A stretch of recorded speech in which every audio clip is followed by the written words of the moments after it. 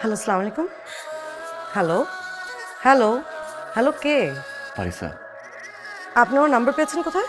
পুরো ঢাকার সহ 2 কোটি মানুষের ভিতরে 4 কোটি পা পারিসা। সেই জায়গা দিয়ে আমি তোমার পা খুঁজে বের করছি। তোমার নাম্বার। হ্যাঁ, অবশ্যই সব পারেন আপনি।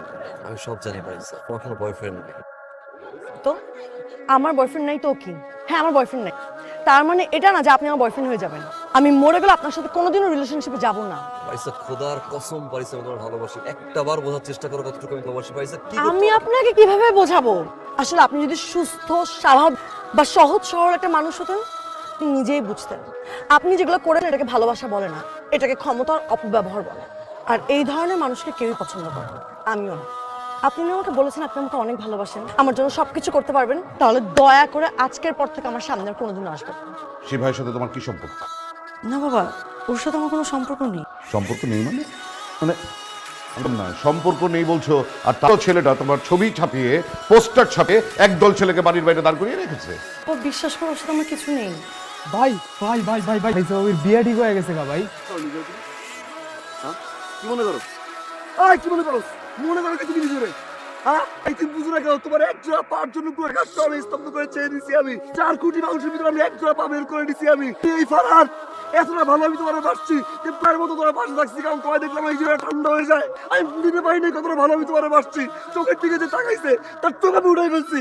যেমনি বলছো, যেভাবে বলছো আমার আসতে, আমি সে আছি। তুমি সাধারণ ছেলের কথা বলে বলছি না, আমি সাধারণ হয়ে তোমার সামনে আসছি। আমি সাধারণ ড্রেস আপ পরছি, যেই সব ড্রেস আমি পরছি আমার সিকিউরিটি ড্রেস আপ পরে না। মানুষ আমার দিকে হাসছে, আমি তাও পাত্তা দেই নাই। আর আজ শুধুমাত্র তোমার খুশি করার জন্য তুমি যা বলছো আমি তা করছি।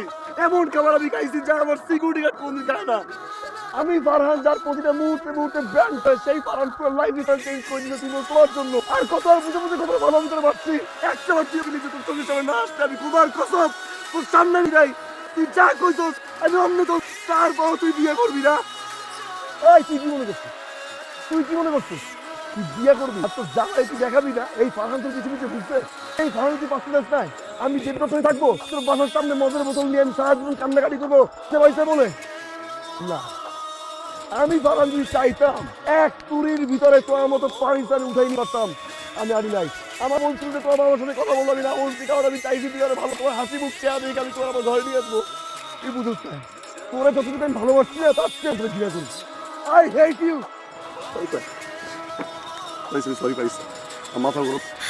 আমার মনে পারিস আমি সব কিছু চেঞ্জ করে বলতে তুমি যেভাবে থাকো পারিস যাই তুমি বলবো না।